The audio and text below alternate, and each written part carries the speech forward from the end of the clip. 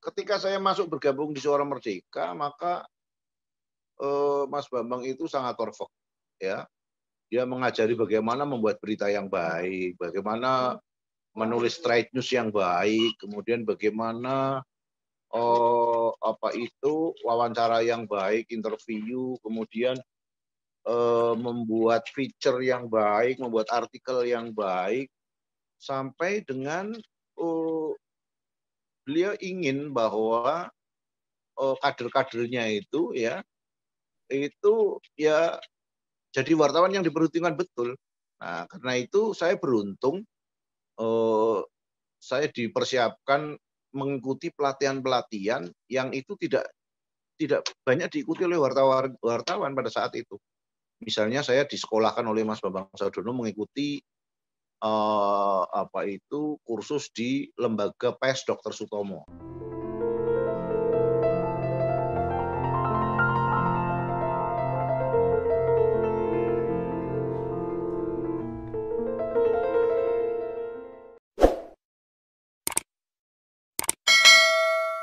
Bu, pinjam mobil. Boleh, tapi nanti anterin ibu arisan dulu sama isin pulsa. Transferin buat bayar arisan, terus nanti ambilin cash juga. Pinjam mobil sekali, nantinya banyak. Makanya perbanyak transaksi, kumpulkan poin, lalu tukar dengan kupon undian di BNI Mobile Banking dan menangkan hadiahnya. Gak pakai nanti.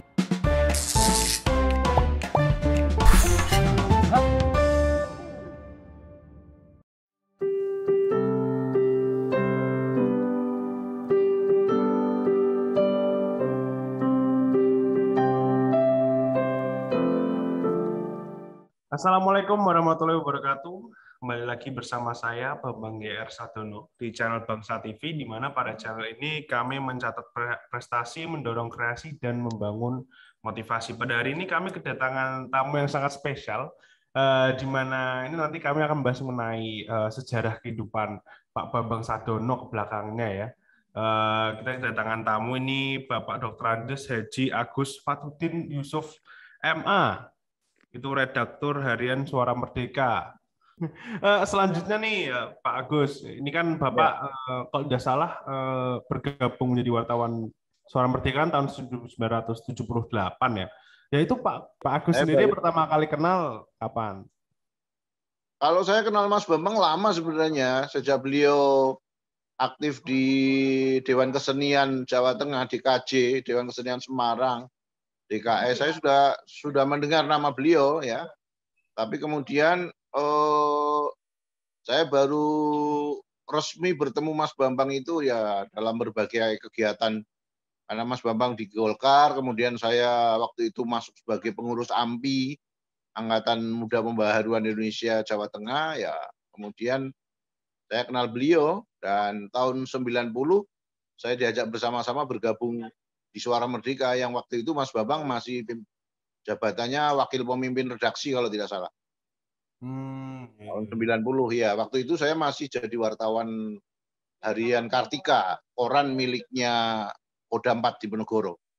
Itu ceritanya gimana Pak kok bisa bergabung itu? Apa memang sudah percaya dengan Pak Bambang atau bagaimana itu Pak ceritanya? Ya, waktu itu kan untuk masuk ke Suara Merdeka itu kan satu hal yang sangat sulit ya. Harus melewati tahapan-tahapan, harus sarjana. Pada saat itu saya belum lulus S1. Saya masih kuliah di IAIN Wali Songo.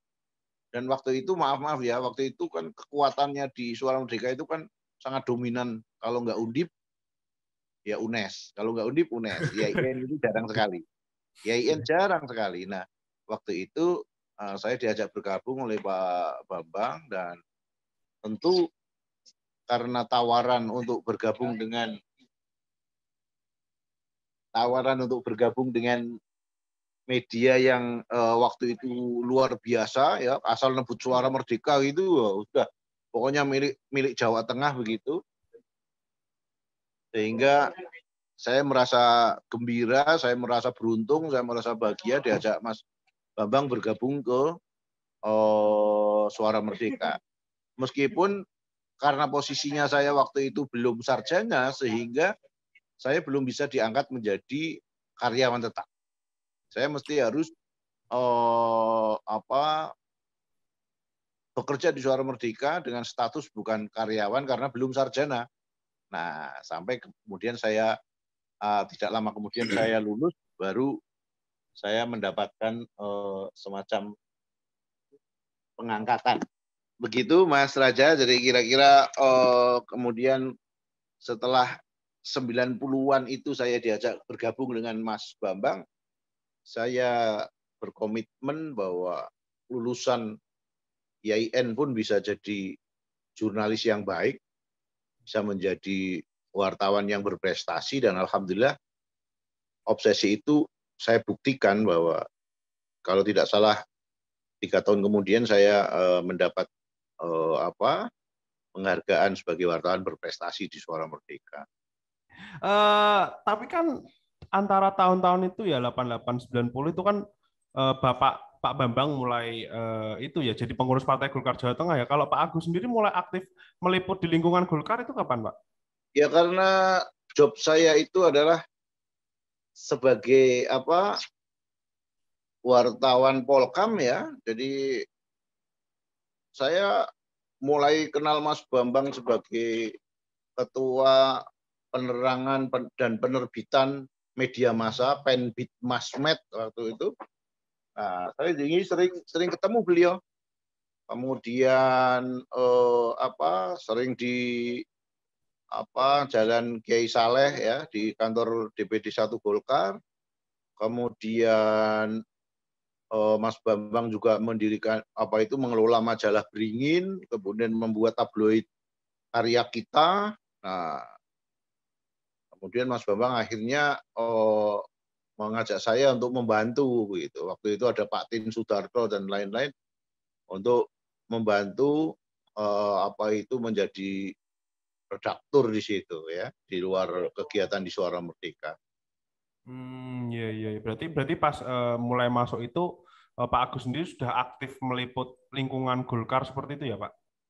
Sudah karena kebetulan penugasan dari Suara Merdeka juga sebagai wartawan politik dan keamanan ya. Jadi saya sering ke Polda, ke Kodam, ke Gubernuran, ke Golkar, P3, partai-partai politik lah kira-kira begitu. Oke. Tadi sudah disinggung juga ya tentang majalah Beringin sama tabloid Karya Kita itu.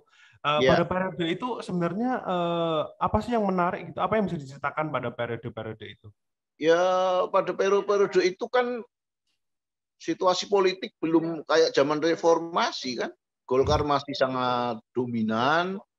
Kemudian sebagai single majority, partai yang kuat dengan dukungan jalur ABRI ya, jalur A, kemudian jalur birokrasi PNS. Jadi ketika Mas Raja bisa bayangkan ketika kita masuk kepada satu sistem yang di situ sistemnya sangat hebat, tentu kita merasa jadi ikut terbawa hebat gitu kan. Nah, jadi dengan segala kekuatannya ya, dengan segala fasilitasnya ya, maka dengan bersama-sama Mas Bambang itu dengan Beringinnya, dengan Karya Kita ya, maka kemudian kita jadi cepat berinteraksi ya dengan sebagai wartawan. Tentu saya yang dibutuhkan adalah kemudahan akses dengan semua orang sebagai sumber berita. Nah, sehingga ketika saya bisa bergabung di Beringin, di Karya Kita, kemudian akhirnya saya juga masuk sebagai pengurus Golkar. Nah, itu saya tidak ada kesulitan untuk mengakses sumber-sumber berita yang ada di sana. Tapi itu Pak Agus, sebenarnya dulu Bapak itu memimpinnya seperti apa sih dulu? Sosok pemimpin yang bagaimana sih? Ya, Mas Bambang itu menurut saya beliau itu seorang guru yang baik ya. Kemudian mengarahkan kalau sebagai dalam perusahaan saya sebagai staf itu, beliau sebagai pimpinan yang baik. Artinya kalau sudah punya keinginan, kemauan, nah, Mas Bambang ini sangat kuat keinginannya. Ya, jadi misalnya jalur karir itu dia sudah perhitungkan. Kalau dia kemudian jadi penerbitan media massa, itu tahapan selanjutnya dia sudah pasti tahu setelah itu akan jadi apa. Ya, kemudian jadi apa. Sampai kemudian beliau jadi DPR RI, kemudian dari DPD, kalau nggak salah ya, saya nggak boleh pula ya. Kemudian terakhir nyalon gubernur, walaupun tidak jadi. Ya, nah artinya sebagai seorang politisi dia sudah melakukan tahapan-tahapan itu.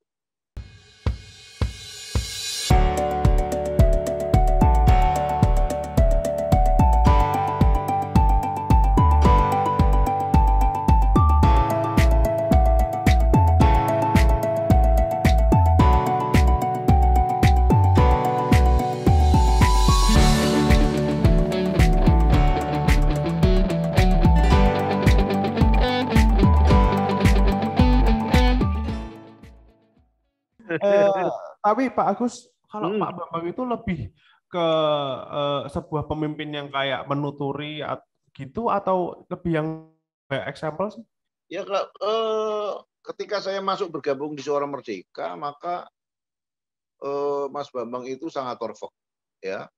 Dia mengajari bagaimana membuat berita yang baik, bagaimana menulis trade news yang baik, kemudian bagaimana wawancara yang baik, interview, kemudian membuat feature yang baik, membuat artikel yang baik, sampai dengan beliau ingin bahwa kader-kadernya itu jadi wartawan yang diperhitungkan betul.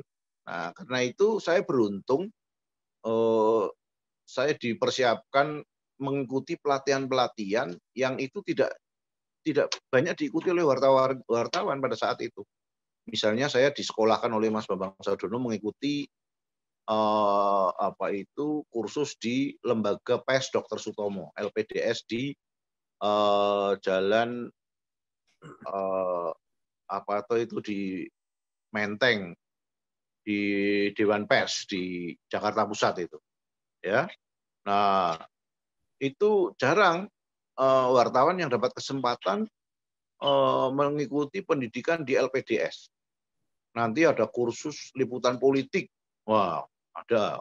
Terus nanti ada kursus meliput keadaan darurat, perang, genting, demo dan sebagainya. Itu ada. Nah, saya dapat kesempatan kursus-kursus itu. Nah, kemudian ketika ada konflik-konflik di Timur Timur, kemudian ada darurat militer di Aceh, karena pada saat itu saya sudah mendapatkan pelatihan-pelatihan itu, maka Suara Merdeka menugaskan saya untuk berangkat meliput konflik di Timur Timur, kemudian meliput GAM, darurat militer di Aceh, kemudian ya situasi genting itu saya lakukan dengan baik karena saya sudah mendapatkan bekal persiapan dari kursus-kursus yang disiapkan oleh Mas Bambang Sadono pada saat itu. Ya, nah kemudian Mas Bambang ini selain sebagai wartawan, beliau itu kan juga seorang budayawan, ya. Beliau banyak menulis puisi, banyak menulis cerpen. Nah, itu yang saya nggak bisa mengikuti dari dunia budayanya Mas Bambang yang saya merasa itu saya nggak bakat gitu. Jadi Mas Bambang itu kan nulis juga tentang karya-karya puisi, cerpen, macam-macam. Nah, kalau saya nggak bisa sampai hari ini. Terus terang saya diajari oleh beliau juga saya nggak bisa. Jadi saya lebih konsen kepada wartawan murni gitu, yang tidak bersentuhan dengan dunia seni, gitu, kira-kira begitu.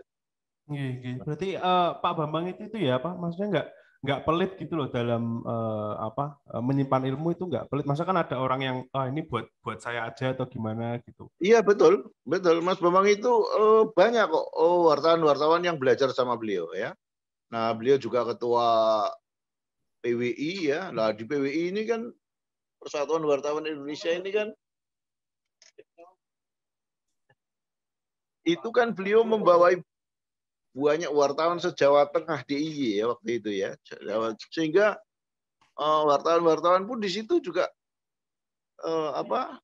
diberi arahan, diberikan bimbingan bagaimana menjadi seorang jurnalis yang baik gitu. Nah, termasuk bagaimana kemudian dari menulis itu membangkitkan entrepreneur. Ya, artinya Mas Bambang itu kan sangat kreatif. Ya. Jadi tidak hanya bekerja sebagai wartawan, tapi dari ilmu menulisnya itu bisa diwujudkan membuat buku, kemudian akhirnya membuat channel-channel seperti yang Mas Raja lakukan sekarang ini. Ya, artinya semua yang berhubungan dengan informasi komunikasi ya ada di dalam genggaman Mas Bambang Sadono pada saat itu. Coba perhatikan ketika Mas Bambang ada di DPR, ada di DPD, itu majalah legislatif juga hidup, kemudian karya-karya media cetak juga muncul, kemudian televisi, kemudian radionya juga ada ya karena beliau memang sangat berpengalaman di bidang itu. Nah, cuma harusnya Mas Bambang harusnya menghitung pada saat itu bahwa seseorang itu pasti punya lifetime. Ya, lifetime itu kan ada batas waktu sampai kapan dia akan berjaya. Sampai tahun keberapa beliau akan tetap eksis di bidang itu. Pasti akan ada klimaks dan pada akhirnya nanti anti klimaks turun gitu. Nah, begitu Mas Bambang mencalonkan Gubernur Jawa Tengah, nah harusnya dihitung kira-kira apa. Nah, sejak itu saya melihat ada kalau cahaya itu dari 100 watt mulai meredup dan sejak itu saya cukup lama nggak berhubungan dengan Mas Bambang Sadono. Lanjut ya mungkin Pak Agus ini kan setelah periode itu ya masuk ke 2000-an ini kan Bapak mulai banyak di Jakarta ya, maksudnya menjadi Sekjen PWI Pusat, kemudian tadi menjadi DPR seperti itu. Tapi pada periode itu juga katanya Pak Agus ini itu ya S2 di Cina katanya seperti itu. Alhamdulillah tahun 2011 itu saya mendapat kesempatan mendapat beasiswa full murni dari pemerintah Cina. Saya bersama 10 orang mewakili Masjid Agung Jawa Tengah MAJT Semarang itu kuliah di Nanchang University di Provinsi Jiangxi, agak di tengah-tengah Tiongkok ya. Nah, karena saya wartawan, saya mengambil jurusan itu dalam bahasa Mandarinnya itu Cuanye ya.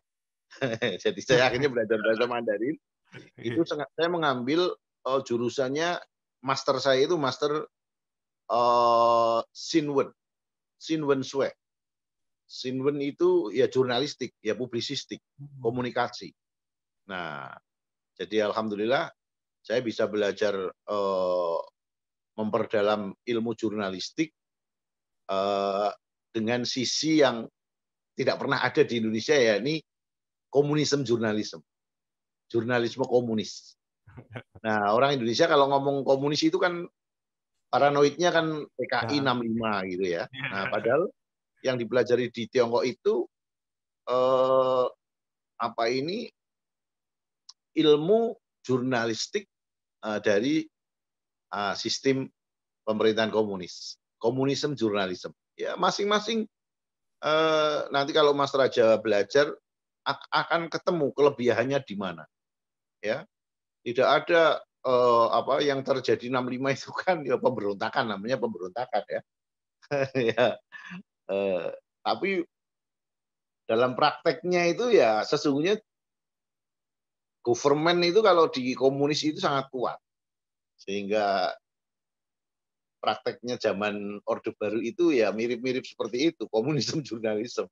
Artinya kalau Golkar bilang ini jangan dimuat, ya nggak ada satupun yang muat.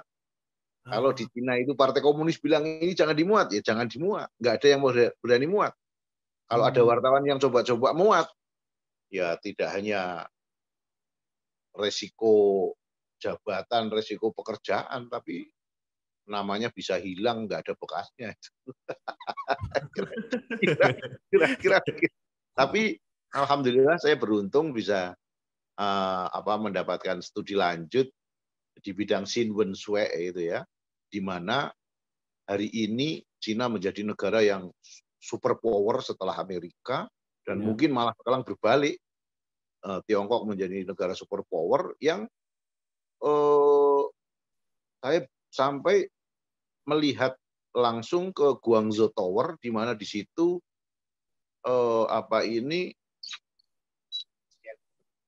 ada pengembangan media yang luar biasa.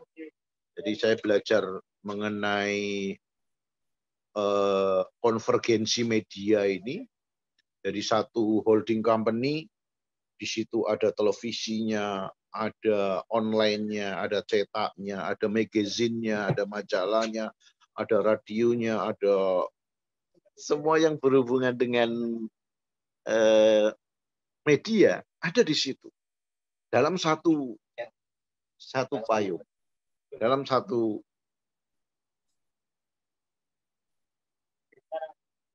perusahaan media. Nah, kemudian sistem kuliahnya juga simple. Tiap hari justru wartawan Tiongkok, Cina datang ke kampus, kita diskusi, diberi persoalan begitu ya. Diskusinya dikasih materi oleh dosennya, kamu diskusi soal ini. Nah, tentu dengan bahasa Mandarin. Nah, jadi kalau Mas Raja nanti kepingin belajar wah ini ya Pak Agus sedikit-sedikit bisa lah ya. Nah, kemudian karena saya sudah ngambil master Sin Wen Shui, akhirnya saya hari ini menyelesaikan S3-nya di UIN Wali Songo dulu, IAIN Wali Songo. Dengan konsentrasi komunikasi Islam. Ya, nah, saya kepingin akhirnya sekarang saya juga ngajar di Fakultas Dakwah UIN Wali Songo, tempat saya S1 dulu. Sekaligus saya menjadi dosen tetap di FISIP Universitas Wahid Hasim, Unwahas Semarang.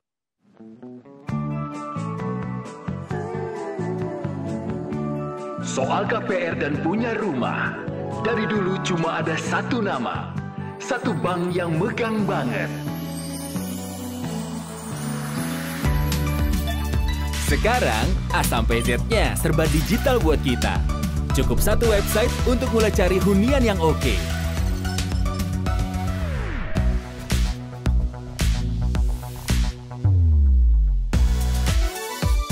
Lagi sesibuk apapun, cukup satu fitur ngajuin KPR online.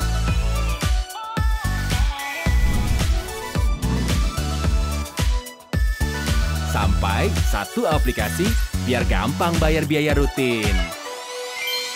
Kini, semua ada di jarimu. Satu nama dengan pengalaman 45 tahun memimpin segmen KPR. KPR pasti BTN. Iya. Terus tadi kan Pak Agus sudah bilang ya kalau setelah dari tahun 2008 itu mulai agak menurun komunikasinya dengan Pak Bambang seperti itu setelah nyalon gubernur seperti itu ya. Kemudian kalau hingga sekarang sampai ini saya wawancara seperti itu. Kalau Pak Agus sendiri sekarang kegiatannya selain di redaksi Harian Suara Merdeka apa seperti itu Pak? Dan kegiatannya gimana komunikasinya dengan Pak Bambang? Saya sudah jarang sekali komunikasi dengan beliau karena ya masing-masing punya kesibukan ya. Mas Bambang juga kelihatannya masih sangat sibuk dengan aktivitas kegiatannya. Saya juga selain di Suara Merdeka, saya menjadi Sekretaris Majelis Ulama Indonesia MUI Provinsi Jawa Tengah. Saya menjadi Wakil Ketua Pengurus Cabang Nahdlatul Ulama Kota Semarang. Saya ngajar aja di tiga universitas, di Universitas Wahid Hasim Semarang, UIN Wali Songo Semarang, dan di UIN Saifuddin Zuhri Purwokerto. Jadi saya di 3 kampus itu mengajar basic-basic mata kuliah jurnalistik, teknik menulis, reportase, dan lain-lain. Nah, jadi bahwa tidak komunikasinya itu bukan karena apa-apa, tapi ya karena barangkali frekuensinya belum sama aja. Ketika frekuensinya ketemu ya alhamdulillah bisa nyambung. Nyatanya ketika beliau WA saya kemarin, saya juga langsung merespon dan saya mengiyakan untuk bisa bertemu. Alhamdulillah ya Pak, berarti ya memang ini juga saya merasa beruntung juga bisa wawancara Pak Agus di sini ya. Maksudnya ini kan pengalamannya banyak juga, entah dengan Pak Bambang atau seperti tadi yang S2 di luar negeri seperti itu ya Pak Agus. Namun untuk pertanyaan selanjutnya nih Pak Agus, ini kan Bapak akan menginjak ke usia yang 65 ya, tanggal 30 Januari nanti. Nah, selama ini nih Pak Agus, apa sih kesan yang paling didapat dari Pak Bambang? Ya, kesan ya. Wah, kesannya banyak sekali kalau mau diungkapkan. Mas Bambang itu kan meski sibuk di DPR RI, DPD, di Golkar ya, tapi basic need beliau sebagai penulis itu nggak ditinggalkan. Jadi itu yang saya lihat memberi inspirasi kepada kami, termasuk generasi setelah beliau, itu